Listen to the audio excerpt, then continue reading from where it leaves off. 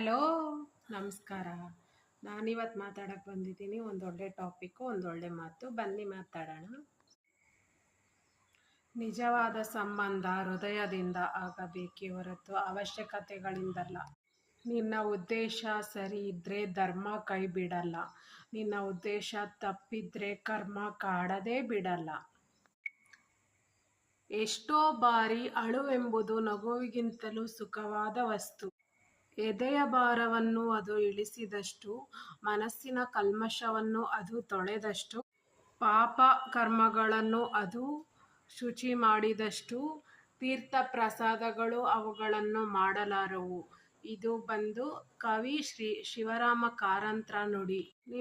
ನಿಮ್ಮನ್ನು ಸದಾ ಮಾತನಾಡಿಸಬೇಕು ಎನ್ನುವ ವ್ಯಕ್ತಿಯನ್ನು, ಹಾತೊರೆಯುವ ವ್ಯಕ್ತಿಯನ್ನು ಯಾವುದೇ ಕಾರಣಕ್ಕೂ ಕಡೆಗಣಿಸಬೇಡಿ. ಏಕೆಂದರೆ ಸ್ವಾರ್ಥ ಪ್ರಪಂಚದಲ್ಲಿ ನಿನಗೋಸ್ಕರ ಎಂಬುವವರು ತುಂಬಾ ವಿರಳ. ಜೀವನ ಎಂದರೇನು? ಜೀವನವೆಂಬುದು ಏಕಾಂಗಿ ಪ್ರಯಾಣ.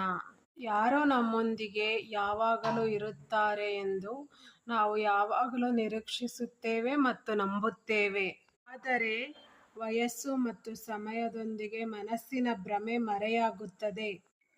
ನೀವು ಎಲ್ಲರಿಗೂ ಯಾವಾಗಲೂ ವಿವರಣೆಯನ್ನು ನೀಡುವ ಅವಶ್ಯಕತೆ ಇರುವುದಿಲ್ಲ. ಕೆಲವೊಂದು ಬಾರಿ ಮೌನವೇ ಒಳ್ಳೆಯದು.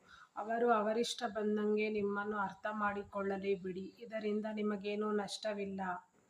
ಇದನ್ನು ಹೇಳ್ತಾ ಇವತ್ತಿನ ವ್ಲಾಗ್ನ ಮುಗಿಸ್ತಾ ಇದ್ದೀನಿ. ಸೊ ಸೈನಿಂಗ್ ಆಫ್ ಫ್ರಮ್ ಸುಮಾ.ಚುಮ್ಮಿ ಚಾನಲ್. ಸೊ ನೆಕ್ಸ್ಟ್ ವ್ಲಾಗಲ್ಲಿ ಭೇಟಿ ಆಗ್ತೀನಿ. ನಮಸ್ಕಾರ, ಬಾಯ್.